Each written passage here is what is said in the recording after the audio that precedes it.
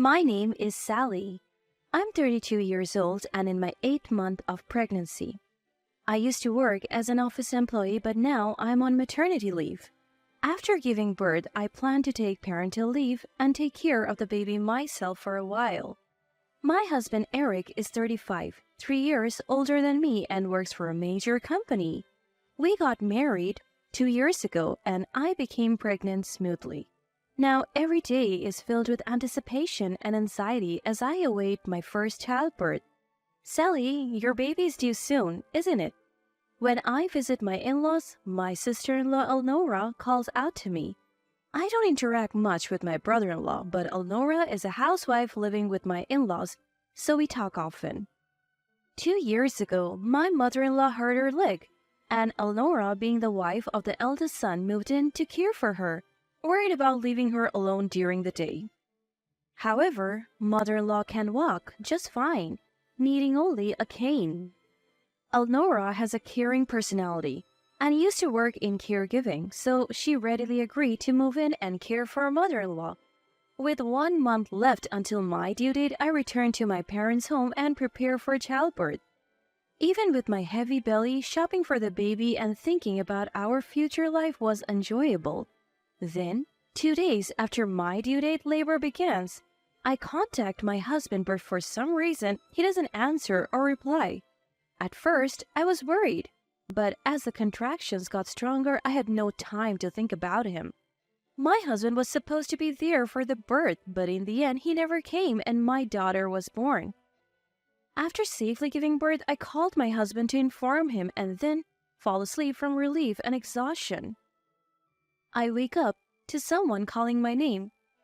Sally, how long are you going to sleep? I open my eyes to see my husband and in-laws. My husband happily says, Dad and Mom came too. Where's the baby? I had told him I didn't want to see anyone after giving birth, so why did he bring his parents? I finally sit up and tell him the baby should be in the nursery. It's a healthy girl. Then mother-in-law suddenly exclaims, "A girl? She can't be the heir." My father-in-law adds, Not a boy? Utterly useless. I'm confused and my husband even says, What? It's a girl after all? I thought it might be a boy since they said it wasn't certain. My husband is a second son, so I thought being an heir didn't matter, but the eldest son and his wife are undergoing fertility treatment, so they were expecting a boy from me. I felt anger at their words, but I was too tired and in pain to even get angry. A nurse noticed and kicked out my husband and in-laws. I cried and the nurse comforted me. After that, my husband didn't even visit, and my daughter and I faced discharge day. My parents came to pick us up and we went home. My husband was kind when we got married, but he changed one day, and as the baby grew, I felt his feelings drifting further away. Just when I found out I was pregnant, my husband made a mistake at work and was demoted, resulting in a pay cut. It didn't seem like a big mistake, so I thought he could recover quickly. But he became upset that a colleague became his boss, lost motivation, and still hasn't been promoted. I hoped that having the baby might change him, but now I wonder what will happen. As I'm grappling with these feelings, my husband calls. I answer, hope in my heart. Sally, when are you coming back? I'm planning to come back in about a month, but I have luggage, so I want you to pick me up on a day that's convenient for you, Eric. Then my husband snorts and says something unbelievable. You know, I bought a condominium near the station. What? The high-rise condominium near the station? Yeah. Wait, the high-rise condominium is really expensive, isn't it? Yeah, and the view is amazing. Unbelievably, my husband tells me that while I was at my parents' house, he bought a luxury high-rise condominium, moved out of our old one, and has already moved in. What do you mean? We don't have that kind of money, do we? Unfazed by my panic, my husband says, I used the money from selling the family home as a down payment. What? He sold a family home? What about his parents, his brother, and his wife? Ignoring my confusion, my husband laughed and said, From now on, we'll live with Mom and Dad. What? Dad? Mom? I can't keep up with his sudden words. Who are Mom and Dad? His parents?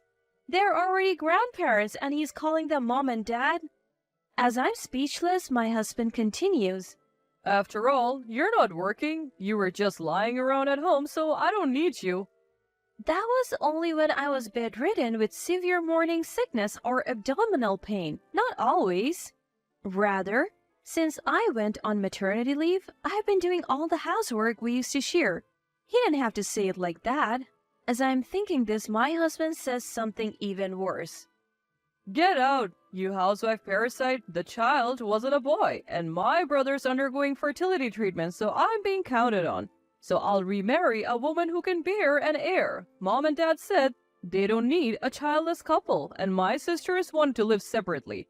That's when this high-rise condominium was on sale. Your stuff is in a rental storage, so go get it sometime. Well, anyway, we're getting a divorce. With that, he hung up unilaterally.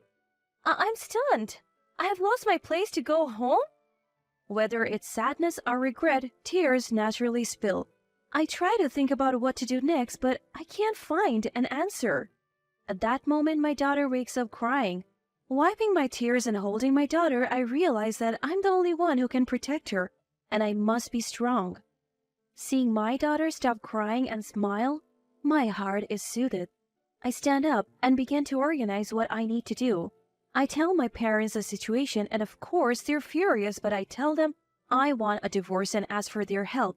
Half a month later, with no contact from my husband, I send my father to tell him my intention to divorce.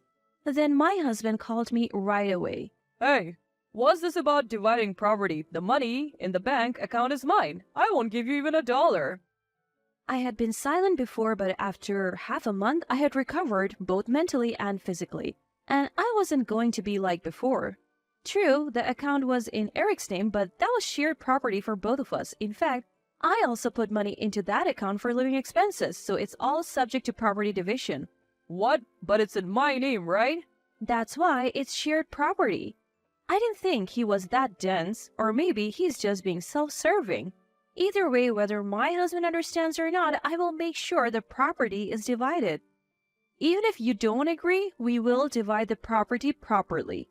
Besides, you're the one who said you wanted a divorce, right? I want to divorce someone like you, so just sign the divorce papers, okay?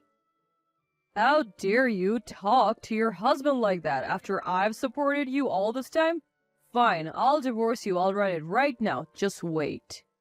I deliberately angered my husband to get him to write the divorce papers, and this strategy seemed to be a great success. After hanging up, I withdrew money from the account where I managed the household finances. I couldn't withdraw it all at once due to the limit, so I took it out over several days. But my husband didn't seem to notice, and he didn't say anything.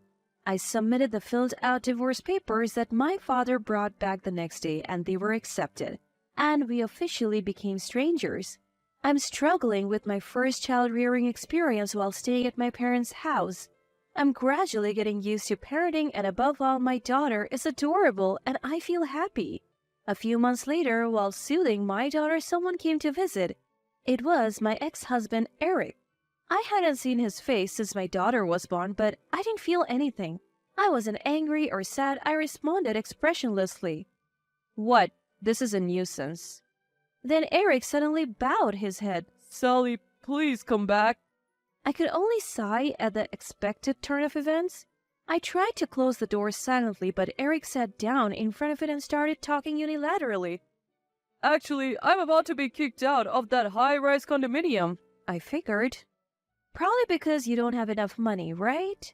The savings should have been more, but they're gone. Dad quit his job, and Mom is bragging to her friends about living in a high-rise condominium and always throwing parties. I couldn't help but burst out laughing at that point. There's no way Eric's income alone would get a loan, so probably father-in-law's income was considered too. If he quits, of course, they won't be able to pay. Dad and Mom, huh? I can only laugh. Suppressing my laughter, Eric continues unaware. So, before I knew it, the account balance was gone, and if I don't pay by next week, they said I have to leave. So, please come back. After laughing for a while, I glared at Eric. What's going to change if I go back? Just another housewife parasite, right? Well, right now the house is a mess, and no one's cooking. What? Come to think of it, mother-in-law was never good at housework. Since my brother-in-law got married, Elnora had been taking care of a lot of things, and it seemed like she had been doing everything since they moved in together. Come to think of it, I wonder what happened to Elnora. Hey, what happened to your brother and Elnora? You said you sold the family home, right? Yeah, my brother was always against living in a place that was beyond our means, and Dad got angry, and since he wanted to live separately anyway, he kicked them out. My brother-in-law was sensible. I'm glad Elnora doesn't seem to be involved. I've been busy taking care of my daughter and didn't have time to worry about it. Look, shouldn't you guys figure it out on your own? Asking me to come back is just because you want a housekeeper, right? Who do you think would go back to that? I am busy taking care of my daughter. I don't have time to take care of you guys. My daughter brings me happiness, but what do you guys give me?